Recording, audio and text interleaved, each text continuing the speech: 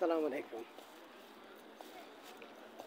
হায় রে আল্লাহ, সারা পৃথিবী শুধু একটা ভুলের অপেক্ষাই করতে থাকে। আমার আজকে দুপুরবেলা আমার একটা ভুলের কারণে আমার হাত থেকে মোবাইলটা পড়ে ক্যামেরার সামনের গ্লাসটা ফেটে গেছে। ভিডিওগুলো মনে হয় যেন পানি পড়ে সব হয়ে গেছে। আর এই কারণে দেখা গেল যে আমার মোবাইলে আর ভিডিও করা সম্ভব হচ্ছিল না।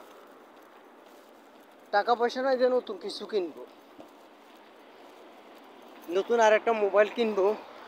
এই মোবাইলটা কিনছি আমি নতুন 350-400 রিয়ালের মতো নতুন একটা। আমি মাত্র 120 রিয়াল দিয়ে এটা সেকেন্ড হ্যান্ড এটা কিনছিলাম। তো যা কেনার সময় আমি আসলে সামনের ক্যামেরাটা তখন একটু ঘোলাটে ছিল। ঘোলাটে ক্যামেরা পরবর্তীতে পানি পড়ে সামনের ক্যামেরাটা পুরো নষ্ট হয়ে গেছে। পিছনের ক্যামেরা দিয়ে, ব্যাক ক্যামেরা দিয়ে আমি ভিডিও বানাইতাম। আজকে আমার ওইটা ভাঙার পরে দিয়ে কি করব এখন? অনেকগুলো মোবাইল দোকান খোঁজ করলাম, তো কোনো মোবাইল দোকানের মধ্যে আমি পাইলাম না। পরবর্তীতে এটা আল্লাহ আমার একটা বুদ্ধি দিছে যে সামনের যে গ্লাসটা ফেটে গেছে, গ্লাসটা যদি ফালাই দিই তখন কেমন হয়। তখন আমি ওটা পেশেন্টে বললাম যে সামনের গ্লাসটা ফালাই দেওয়ার জন্য। তখন সে গ্লাসটা ফালাই দিচ্ছে।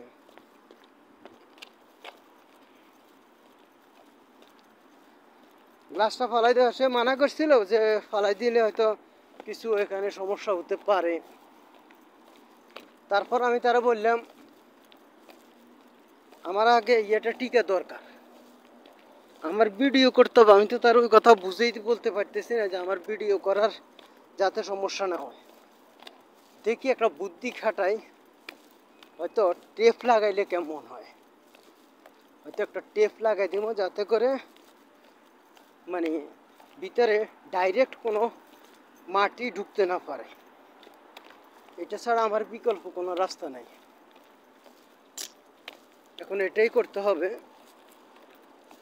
তো কীভাবে পড়ছে আমি সেটা বলতেছি। আপনারা এরকম হতে পারে। আমি আমার ওই মোবাইলটা স্ট্যান্ডের মধ্যে লাগাইতে গেলাম, তো স্ট্যান্ড থেকে আসতে হঠাৎ করে স্ট্যান্ডের রশি দিয়ে বাঁধিয়ে আমি রাখি। সালাম আলাইকুম। তো রশি দিয়ে বাঁধতে যাই, হাত থেকে স্লিপ খেয়ে নিচে পড়ে গেল। এমনভাবে পড়ছে মানে মোবাইলের পিছনেরটা এমনভাবে পড়ছে, পড়ার সাথে সাথেই আমি তো প্রথম ভয় পাইছিলাম যে মোবাইলে বড় কোনো ক্ষতি হয়েছে কি না। তো দেখলাম যে না, এমন বড় কোনো ক্ষতি হয় নাই। তবে যে সমস্যাটা হয়েছিল সেটা হলো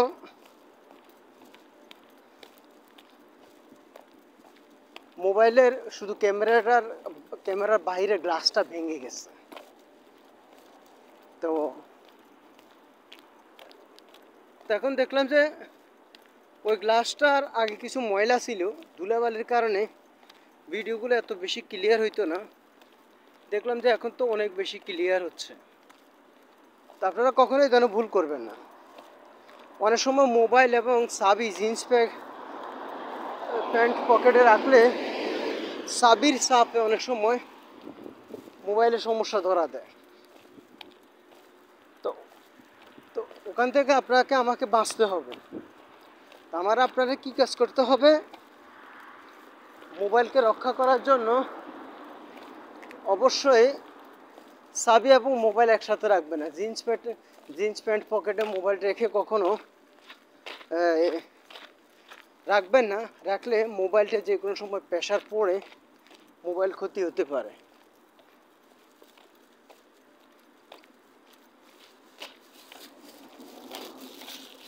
আল্লাহ,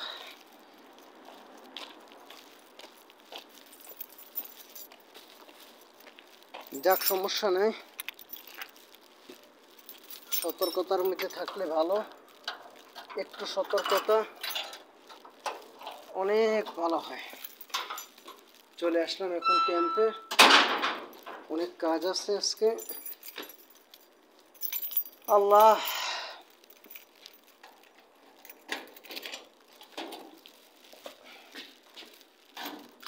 রুমে যে চাবি নিতে হবে।